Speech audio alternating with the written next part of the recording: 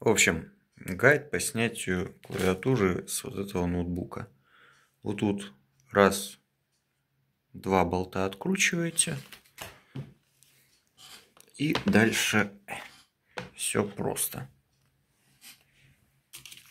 Она вот сверху ровная, прямая, только ключики. Снизу выступы. Поэтому вскрывать мы ее однозначно начинаем где-нибудь сверху. Либо с этого угла, либо с этого. Не принципиально. Снимаете верхний ряд. Вот, я использовал такую вот лопатку пластиковую. Снимается верхний ряд полностью и вперед достается. Главное, вот в таком состоянии, когда она у вас, шлейфы отключить, потому что иначе будете искать новую клавиатуру.